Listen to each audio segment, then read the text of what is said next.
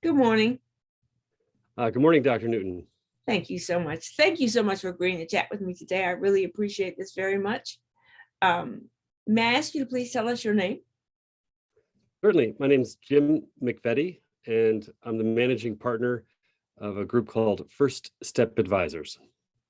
Okay. And tell us what your company is and what the work is that you do with them. Well, I'd be delighted. Thanks for asking. First Step Advisors is a small boutique consulting organization. We're focused on the education industry. So we work with organizations, whether they're for-profit or nonprofit, that serve schools and universities. Our areas of focus are threefold. First is on strategic planning. The second is on marketing and communications. And the third is on executive search. And First Step got its name 12 years ago when I founded it, in part as a methodology. Like, people would often ask, okay, what's the first step we need to do? But in truth, it came about because I was trying to figure out what to name this thing. And my daughter, my middle child, had taken her first steps that day. And so as I was falling asleep, I was thinking, first steps, that's fun. Oh, you know what? That could be a good name for an organization. So that's how it came to pass that we're known as First Step Advisors. Beautiful. And are you globally? Are you only in the United States, or are you in a specific region of the United States? Well, we're situated here in northeastern Pennsylvania with staff that operates remotely out of California, Texas, New Jersey, and a couple of other states. But we do serve a client base that's somewhat global in nature. So that includes organizations that work here in the US to serve schools and universities, but also increasingly organizations coming from overseas that want to engage in the US marketplace. So we have clients in the UK, in France, in Finland, and in the Middle East. So it's a fun, small, but yeah, we do like to think of ourselves as a global enterprise. Excellent. And how did you come upon this? What did you do before you started this company? Before I started this company, I worked in a variety of roles doing sales and marketing work in education. I actually went to college to become a high school English teacher and found my way into social work instead. So I was working with homeless teens for a couple of years right out of college. And then a friend of mine made me aware of the education industry. So I was part of a .com early in the days of the internet era. Really, I was hooked. I really was excited about the intersection of business and technology and education. And so I've been in that space ever since. Excellent. And so let me ask this, where's home? Where did you grow up? I grew up in upstate New York, right outside of Syracuse, in a bucolic little town of 3,000 people. I had 100 kids in my graduating class in a lakeside community. Didn't really realize it at the time, but grew up in an incredible privilege with never a concern about food safety or security or wellness in many respects. Now, I had my own personal traumas, of course, that come from dysfunctional home and from circumstances, but by and large, grew up in a lovely little town where everyone literally knew everyone else's name. And I tell the story to give people a sense of just how small a town this was. I was a pretty good kid. I really didn't get into trouble whatsoever. But one Halloween, I must have been maybe a sophomore or a freshman in high school. I was caught up in the excitement of being free, and so we were going to go egg some cars, as teenagers can do.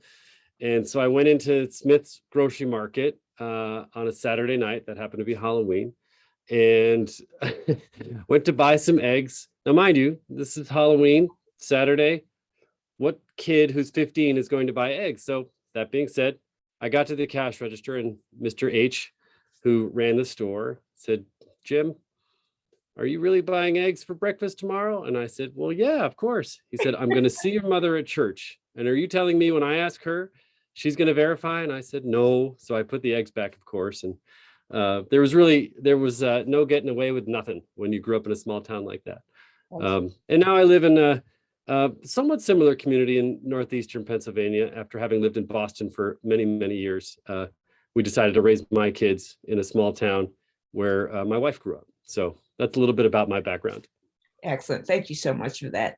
And so in the areas of education you work, is it higher ed, elementary ed, or across the entire spectrum of education? It's across the spectrum, but principally we focus on organizations that serve the K-12 community. So it could be large global brands that offer things like literacy products or infrastructure software, but we also serve early stage, emerging companies. And generally, the commonality between the organizations is that they're focused on the K-12 sector. Excellent. So I live in North Carolina. I don't know whether you knew that about me, but I live in North Carolina, and I live in something called the Research Triangle Park, which consists of Raleigh, Durham, and Chapel Hill.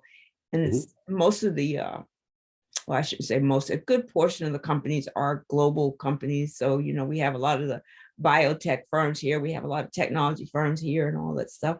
But what's really interesting about education here in North Carolina, especially public education, and there is a real distinction between public and private education here. I don't know if that's true worldwide, but it is really pronounced here. And so a lot of the public education children are minority children, Black or brown children.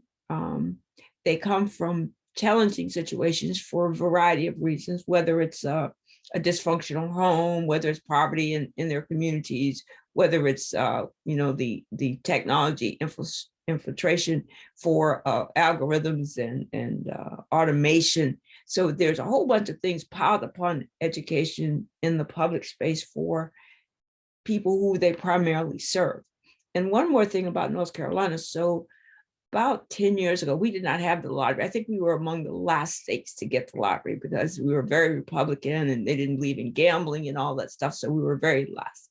But when we finally got the North Carolina lottery, what happened to us is we got our budget shrunk that was coming from the legislature. So instead of getting whatever amount they allocate to the schools for the schools to do their work, they now relied on the lottery. And of course, as you know, probably the lottery does really well everywhere. So they make a gazillion dollars. So it's not like they don't make money. Well, okay, those funds were diverted to public education.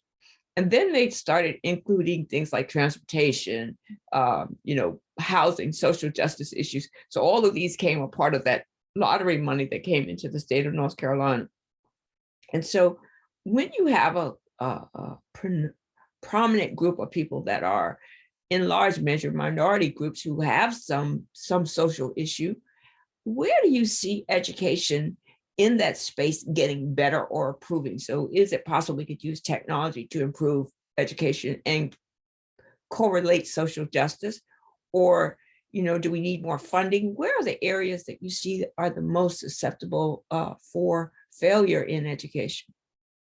Well, it's a pretty layered question there because you're talking about where are the where are the opportunities for growth? Where are we seeing some shining examples of things that demonstrate progress? But I think in your question also is, where are we highly vulnerable in education?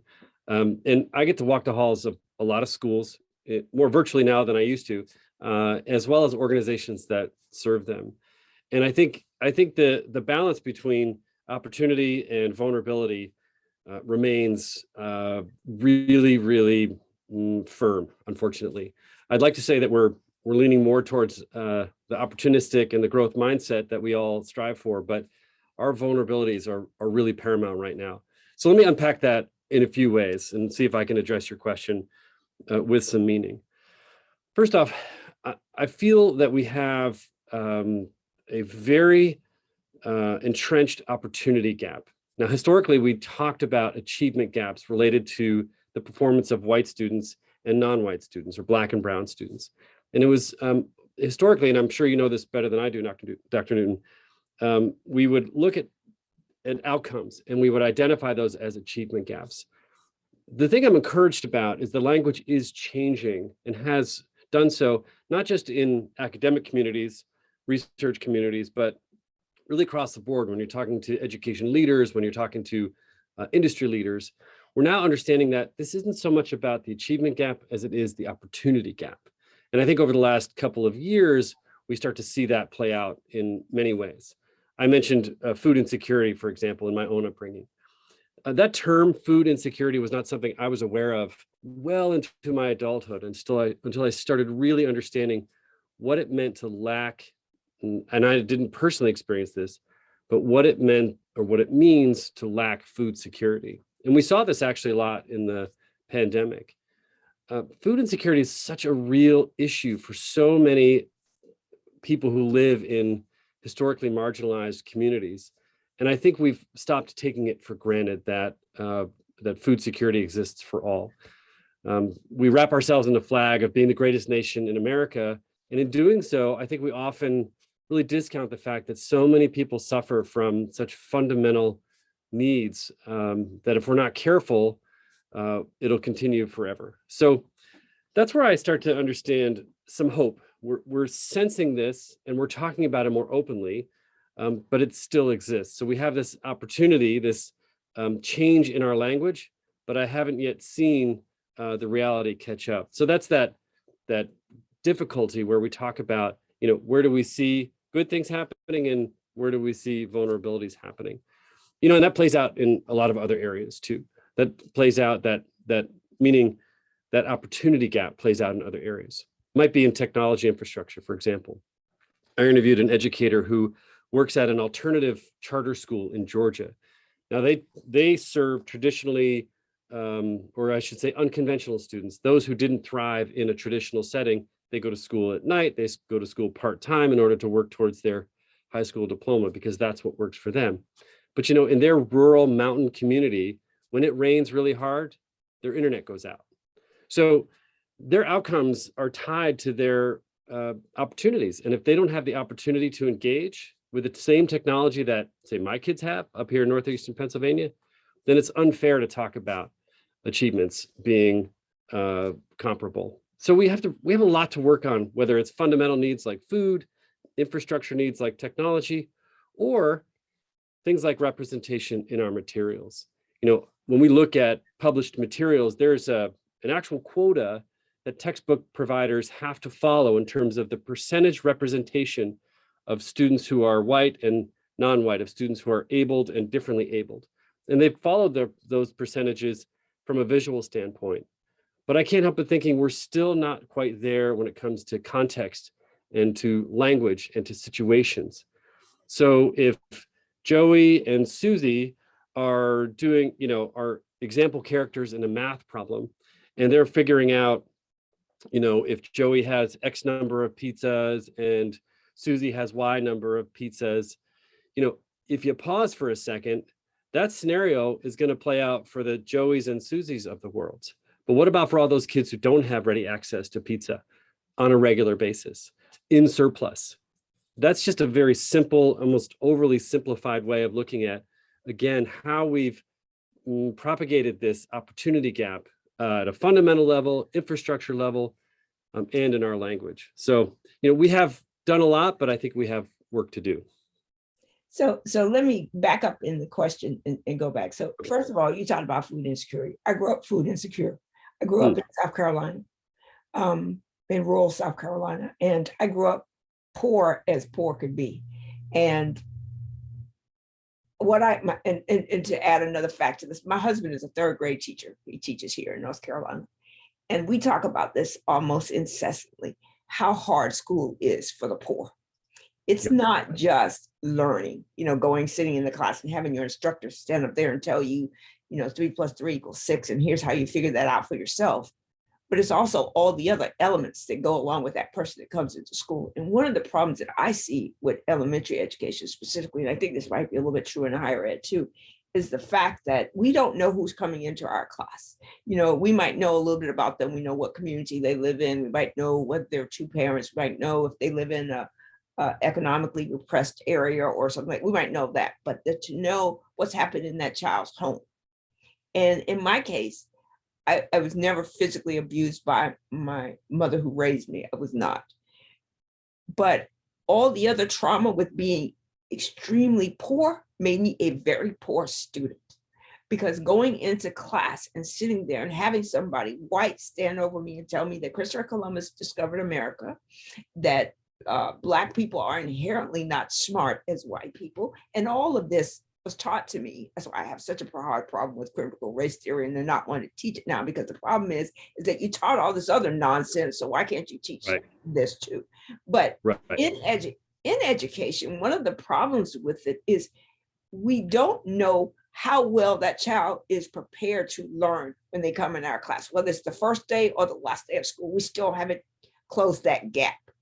So if a child is being abused, if a child is hungry, and I tell my husband this every day, when a child is hungry, even if you give them a little bit of breakfast, a little bit of lunch, chronic hunger does something to the body and the brain, chronic, constantly. So when I go home, like in my home, like I have 2 children, married, have a husband, we don't have food insecurity any longer. So my son, he wants to eat, he can go eat anything he wants to eat.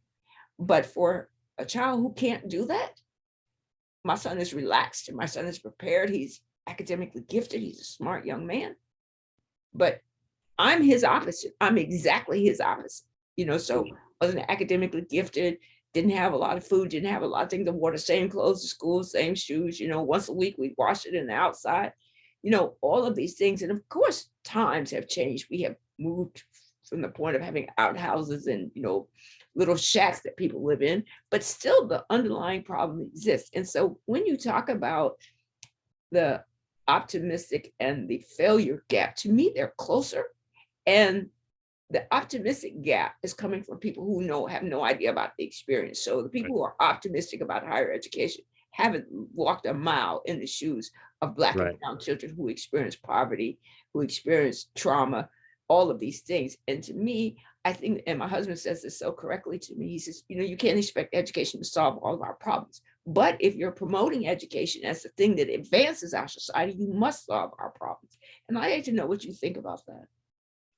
Well, I think education, and I appreciate you, and I honor your story, and I'm grateful to you for sharing your own personal context. And I just want to acknowledge that it really is important for educators to understand the personal context of every student who walks into the room. I've had just a quick sidebar, I've had the privilege of working with a group whose CEO is actually based in North Carolina. They're called CT3.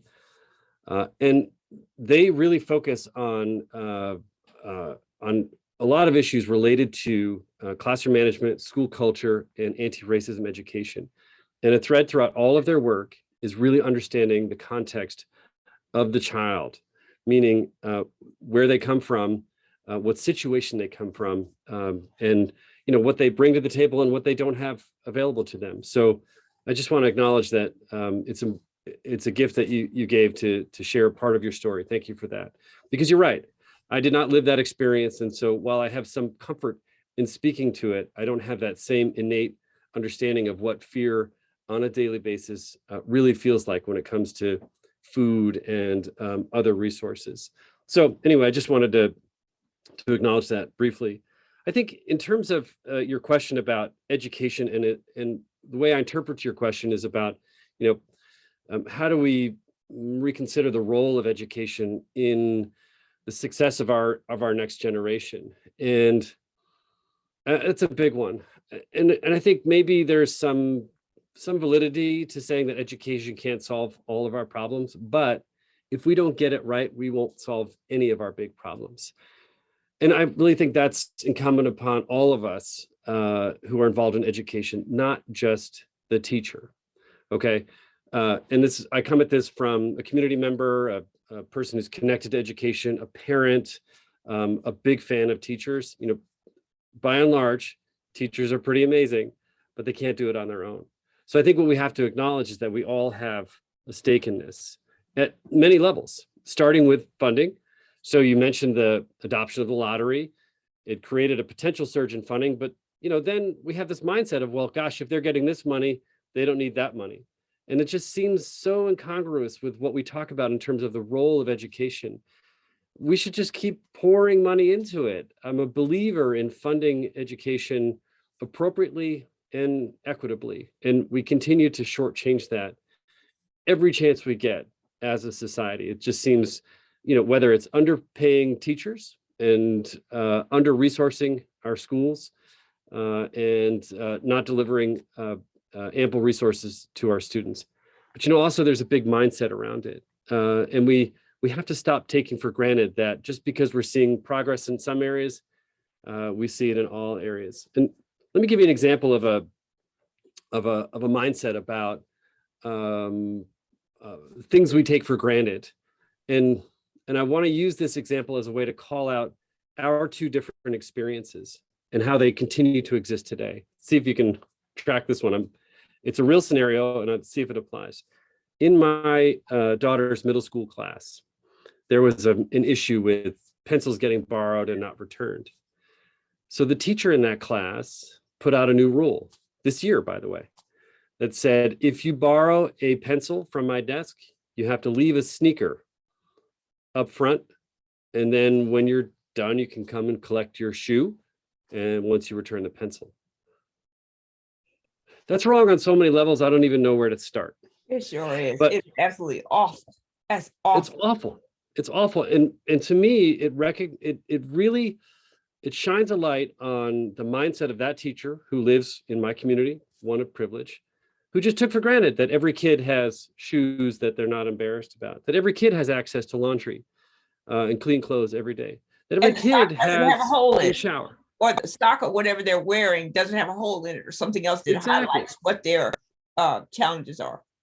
Exactly. And so we pretty quickly, our child was not affected by this, but we pretty quickly, immediately that day, called out the principal, and it was eradicated right away. But, my point in that story is not to really necessarily assign, well, I do assign actually some culpability to that teacher. She should know better.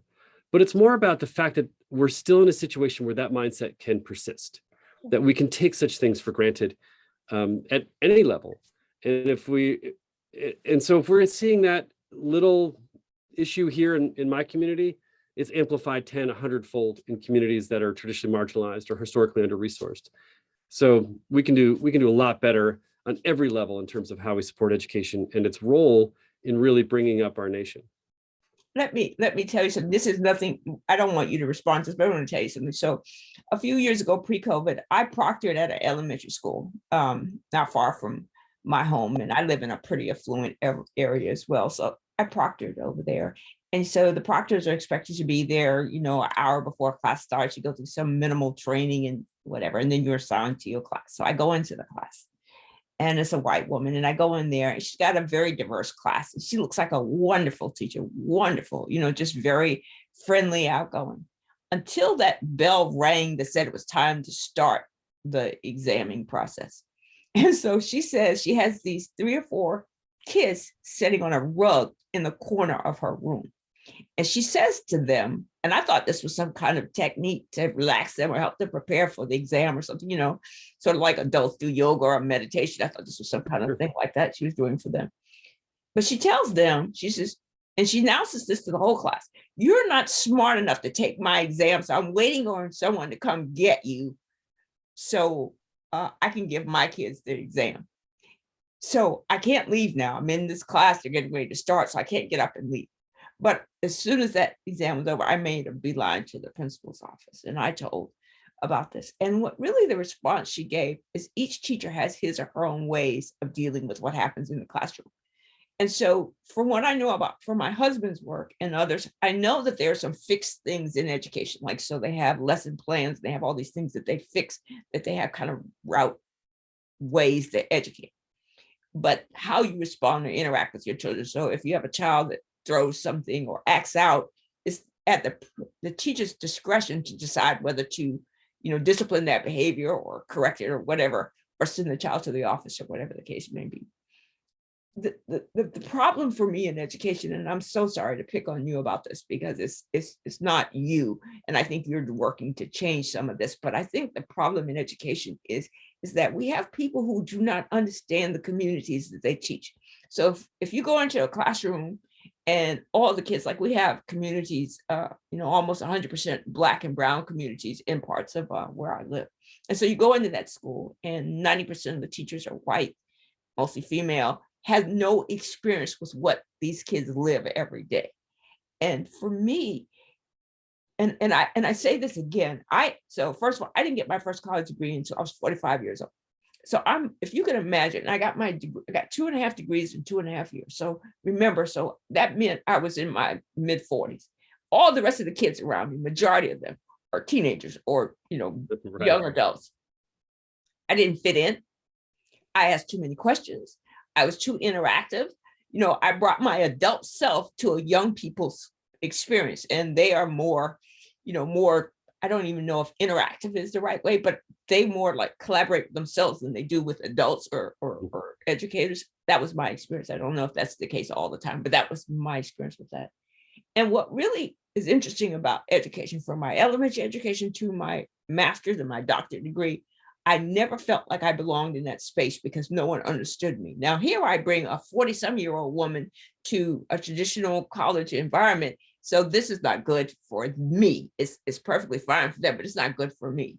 And no one understood that. Now, I'm a very driven person. So I graduated second in my class, all A's, all that kind of good stuff. But that's just because I'm driven.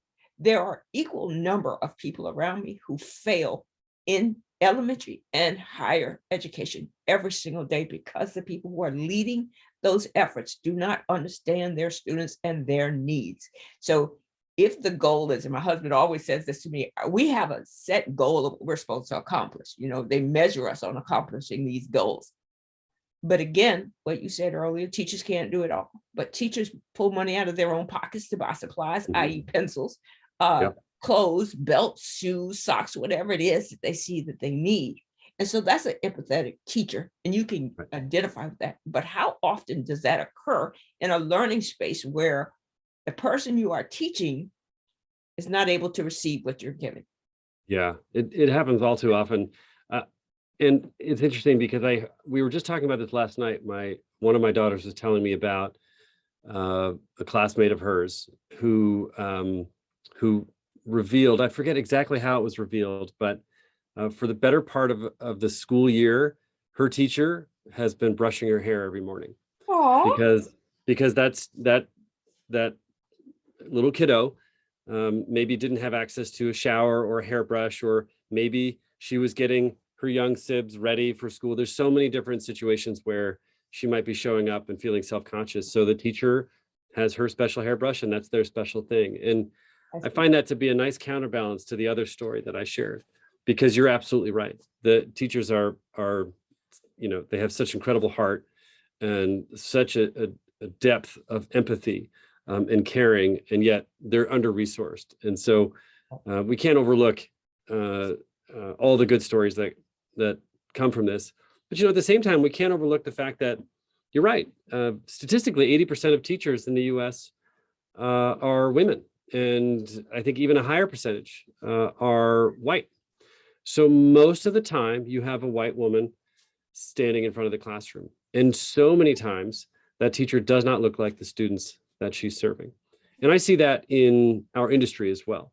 And this is where I talk about, at every level, we need to be conscious of how we show up when it comes to education. So I work in the education industry. So that's publishers and software companies and service organizations. And I would say the percentages are even more imbalanced. The leadership at these organizations, by and large, looks like me, white cisgendered male of privilege. By and large, the folks who are designing products and services and who are delivering those into schools look like some version of me.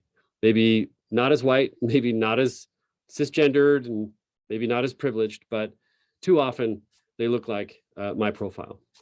Yeah. And so I think part of what we have to do is look at this holistically. So we can talk about the teacher stories, but we have to talk about all the surround that goes into it. And that's why earlier I was, really sort of building momentum around the fact that we have fundamental issues, infrastructure issues, and then we have big issues writ large that I don't think we've gone far enough to address.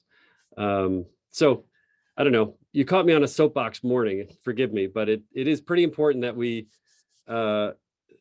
collectively talk about this. But I'd also say that something I've tried hard, especially over the last couple of years, and since the murder of George Floyd in particular, I've been really mindful about how I show up in a given setting. And it's been a long journey for me to understand that. But even the ability to name myself comfortably as white and cisgendered and a male of privilege, just that is a small step forward in acknowledging how I show up in a situation. And I always try and remain very conscious of how I show up. So I'm not perfect. I bring my own biases, my own luggage, my own history. But in my work, when I'm across the room, either on a screen or in person, I acknowledge how I show up and how I'm present. But I do set expectations for how others are going to show up with me, whether they meet my profile or meet a different profile. I want to always maintain a level of expectation that we're looking to understand each other's context, be respectful of that context, and use it for good. Thank you for that. I appreciate that. I want to ask you this. So the term we hear a lot about white flight applies to housing, right? So Black person moves into the neighborhood, they move out, or a brown person moves in, they move out. But that's also true in higher education. So specifically, elementary education, specifically public elementary education. So where I live at, again, and I'm going to pick on Durham, that's terrible, but I'm going to pick on Durham. So we have 5 high schools. One is in a predominantly Black area. All the rest of them are in diverse neighborhoods, throughout wherever it is. The high school that is in the predominantly Black neighborhood is predominantly Black. Teachers, principals, administrators, all predominantly Black. The schools that are around it, so the other schools that are around these schools, have either a majority white or very close to parity among ethnicities in those schools. But what seems to me, and this is something I studied when I was getting my doctorate degree, was how often white families would move to a charter school or alternative private school instead of that school that's closest to their home and all of that stuff. But when they left, what went with them is funding. So, in North Carolina, I don't know if this is true across the United States, but in North Carolina, if X number of students go to charter schools, some of that North Carolina funding goes with them to that charter school, right? Yep. So it goes where they go. And so a part of the problem, I think, in elementary education and funding specifically, is that we are educating. Well, let me go back and add a caveat to that. So there's so many studies, especially in the 60s and 70s, that said that Black people were not smart. You had the bell curve, you have all these different things that describe us, right? And so today we publish test scores, right? So we publish, how well someone did, and we do it by various information. We collect statistics ad nauseum so we can just pile on and further label people. But specifically, the fact that we are able to say, well, no matter what we do, these kids don't learn, they have too many problems, they come to school. So we only have to do a marginalized group of educating them. So we teach strictly to the middle, those at the top and those at the bottom. The bottom, we'll make sure we get an IEP or an IAP, some kind of thing describing them. The top, we'll let them go, they're academically gifted, they can learn on their own. And those people in the middle, where they concentrate their efforts. And a larger swath of educating students are in the middle. But those that are at the top and those that are at the bottom influence what happens in the middle. So if you've got a really smart kid in your class and a child that's not so smart in your class, it pulls the whole class down or up, whichever way it's going. So wherever it's leaning, it's going one of those different directions. And so because we've had this flight in school of people leaving traditional public schools to go to other schools, we create an even further imbalance in our ability to educate, because one, we don't have funding, we don't have diversity, we don't have opportunities to expand beyond. If you go to a playground or a park, depending on where it is, you can tell what the community is just, but it's a basketball goal. It might be a big field for soccer or football or something, and you limit that. Where if you go to other parks, you see all these wonderful things that's in the park. And in my soapbox piece, I think that if we don't understand why white people leave, and we could guess or surmise that they leave because they don't feel the school is up to par, they don't feel like the teachers are fully qualified, they don't feel like their kids are getting what they need. You can go on and on and on, and then you can fall down to the very bottom of that list of things, and it could be just race. I don't want to be educated with these people, I don't want to associate with these people. And so the problem for me, as I see it, and I'd just like to know what your thoughts are about this, is that education needs a complete overhaul. It does not need one or two fixes, like putting a Band-Aid on a gunshot. You need to really dig in there and pull apart what's wrong and fix that for all students so that we can learn together. Because the world that we live in is not predominantly white. It's not predominantly male. It's predominantly equal. It's just like the universe. It's a tremendous amount of diversity in our world. And if we don't include and live with people, and we separate ourselves, when we have to come together, we're challenged with that. And that's some of the problems you see in the workforce, is people not being able to work because they don't understand their neighbor, that the guys are sitting in the cube next door in the office down the hall, because we separated and we learned so little in school. By the time we get to our adult life, we aren't prepared for all the challenges that exist there. Yeah, I think you're absolutely right. I mean, the call for an overhaul of education at every level is an important one, and advocates out there are doing just that. But the entrenched systems are just so deeply affixed to the mechanics of government, of policy, of funding, of administration, that it will be hard to change. And I think I want to add, but that doesn't mean we shouldn't continue to call for it.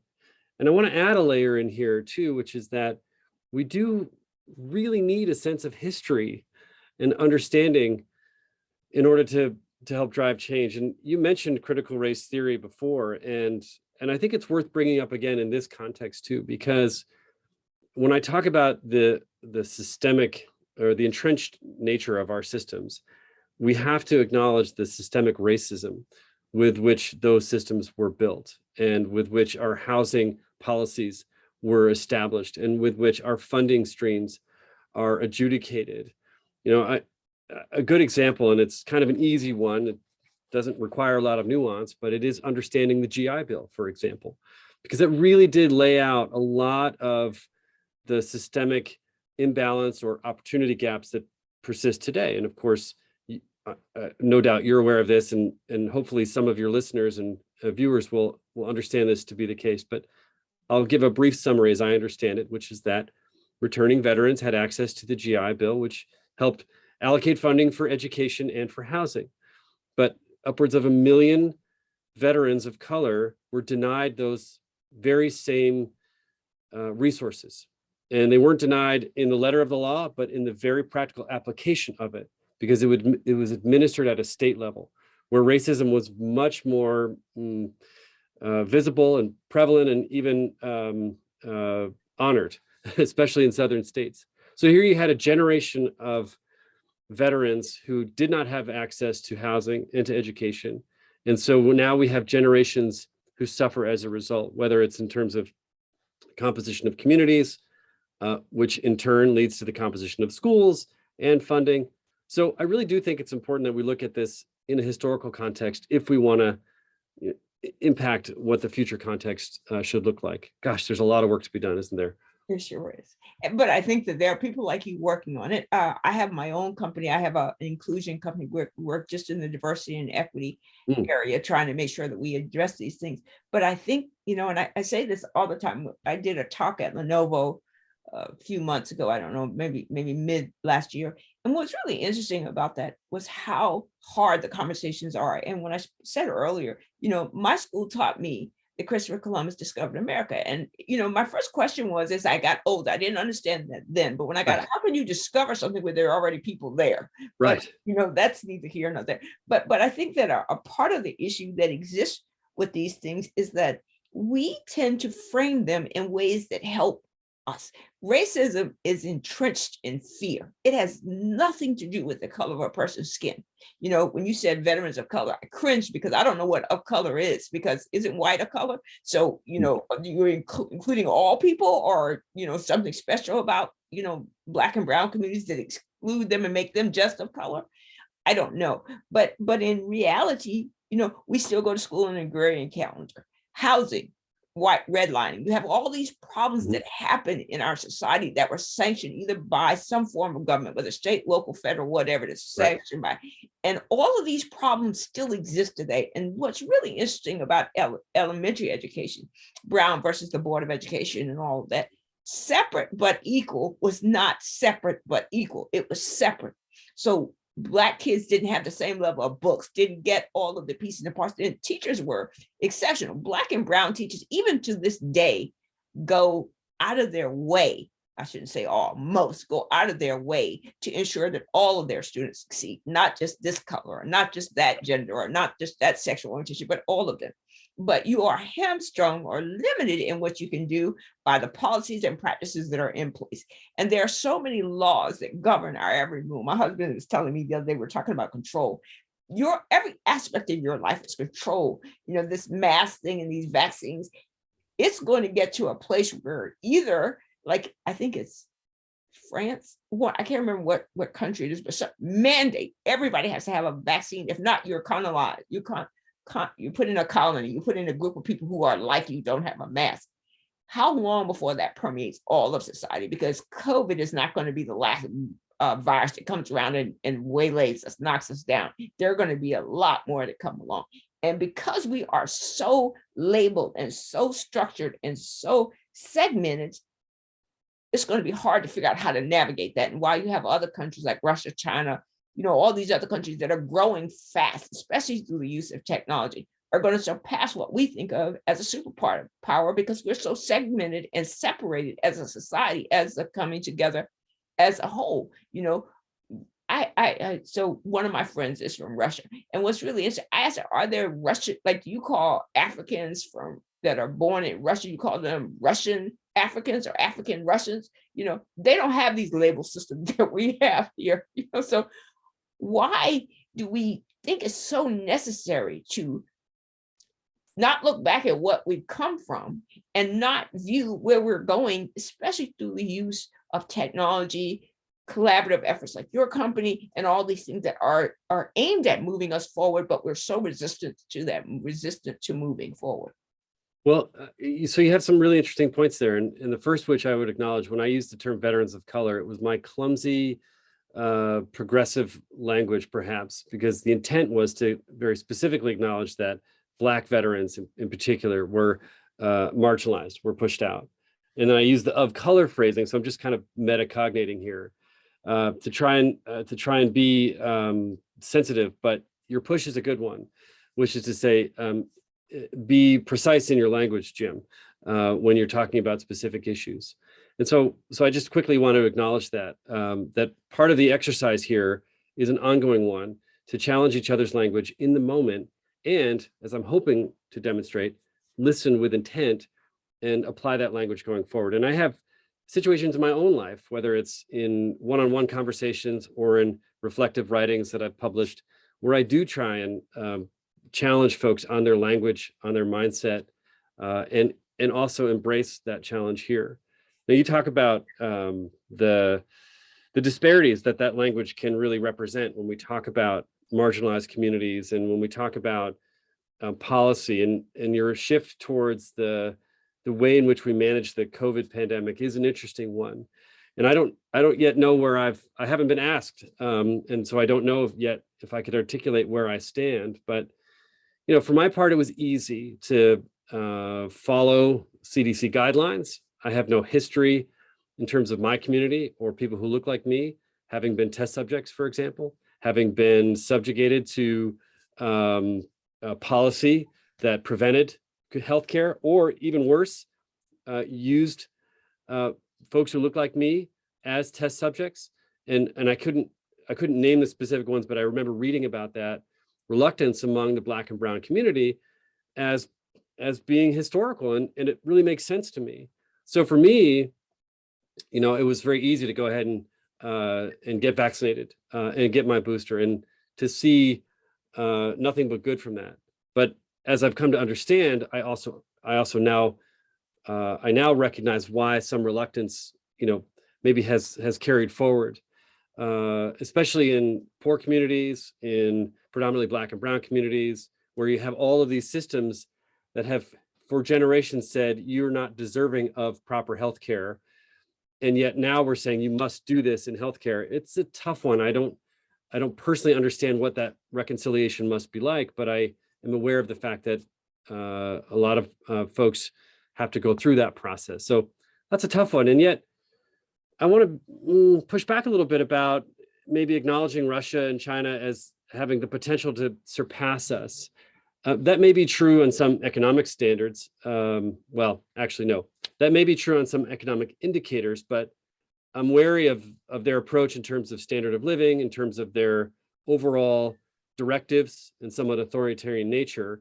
I want to actually use them as a very cautionary tale. Coming back around to where we are now, the divisive politics that we live in, I confess I'm very worried about the midterm elections. I'm very worried about the next presidential run. The pendulum swing is going to be potentially very severe. And when, Senator McConnell uses language like Americans and African Americans, at that level, when he's talking about different voters, to your point, when a voting context, there is no difference. They're both American voters. But he was very clearly signaling to a big part of the population that no, they're not the same. And so therefore they don't enjoy the same rights and privileges inherent to all Americans. There's a set for Americans and there's a set for African Americans, which, by the way, has always been systemically the case, and not in name, but in practice, like in healthcare. So yeah, we've got a lot of work to do. I've said it before and I'll say it again. That language is really important and we have to call it out for what it is in the moment. I agree. I think the problem is our language, specifically among certain communities, is entrenched in our traditions. We know this. This is what we've done. So to say of color, to use the N word, to, detail, or if you will, lay out what this group is versus to that group. So one of the things I hear, so a lot of my inclusion work, I hear a lot from people talk about violence among Black people. Black people are just inherently violent. And I would say I have two answers to that. One, probably so, because if you've been through what we've been through in slavery, having people burn you alive, deny you food, cut off your private parts, all of this violates you. All of this every single day for 400 years. Yes, you're probably going to have violent tendencies. Yeah. But then my other side of that is there's no one more violent than white people. And right. A lot of times they include religion in their violence, so if you look at Roman history and all of these things, it's there. I think that our society has got so many problems, and our best answer is to, cling to those that we know best. So I want to be white. I want to be a white male. I want to hang out with them, because even among white people, it's phenomenal to me to understand how is it that white people can segment themselves by the color of their eyes and the color of their hair. What the hell difference does it make? You're still white, what color those things are. But that just goes to show you how much discrimination and racism exist in all of us. So our language, so something you said to me earlier when I asked my question, you said, well, let me unpack that and reframe that, which meant I didn't say it correctly. You must have interpreted some kind of way. It's just so inherent to our nature to do this. It has nothing to do with what you think about me. Well, you're a Black woman, you must not be that smart, or you didn't know what you were talking about. It's just nature. And I was reading something about bias. We all have bias. I don't think any of us could say, well, I'm not this. You may not be this to this extreme, but we all have this. And so I would just say, at the end of the day, the work that we have to do is immense, but it has to start with ourselves. It has to be that we are clear, because someone said to me, one of the professors from American University, she introduced this new term to me and a bunch of people. She had come to Duke to speak, and she told us about heap. I had never heard that term before, but it's when a woman says something in a meeting and there's crickets, and a man says something and he just rephrases a couple of words and they, oh, what a great idea. God, I think we should implement that tomorrow. Heapy, which is one of those things where you have to learn that we all, things that come natural to us come out whether we want them to or not. And in education, in the workplace, in economics, everywhere, it just shows up over and over again. And until we aren't going to change that, until we understand that we are not that different from each other. Yes, you might look different from me. I have more hair than you do. What does that matter? It just means mine hadn't fallen out yet, but the fact that my skin is Black, I have brown eyes, I have Black, brown hair. I'm not any different from you. I'm a human being. I have all the same needs and desires you do. We have different experiences, but I'm still on the same path that you are on. And to penalize me for being Black, for being female, for being old, ageism, whatever it is, seems to me is a lot of work we have to do to get to that place where we can see each other as equals. And I'm going to say this right now, record, you have to come back, because I have so many more things I want to talk to you. You have to come back and talk to me again. So I really, really appreciate you coming and chatting with me today. I'm grateful to you for having me, and I would love to come back because I have a lot of stories where, outside of public view, I've called out friends and individuals who look like me, people in positions of power, some of whom have said, you know what, I need to be called out on this language and I need to work harder. Others of whom have said, I just don't understand what the big deal is. And so there's a million stories like that, and it really does take folks of all composition and color and hairstyles or lack thereof to really talk through it and get us all to a better place. So I'm humbled and I'm grateful to you for having me here. Thank you so much. Absolutely. And I thank you too. And I can't wait for you to come back. I'll send you an email, hopefully later on today with the link of this, and you can tell me when you are available to come back. And maybe we can figure out some way we can collaborate together too, because I would love to help you in your work that you're doing. So I would love to figure out if we could do that. I'd welcome that. Thanks, Dr. Newton. Thank you so much. You have a great rest of your week and stay safe. And just for the record, I've been boosted and all that stuff too. So we got ours as soon as we're eligible to get it. So I think it's unique experiences, but we're right there with you. Thank you so much. I Thanks so really much. appreciate it. Thank you. Take care. Bye-bye.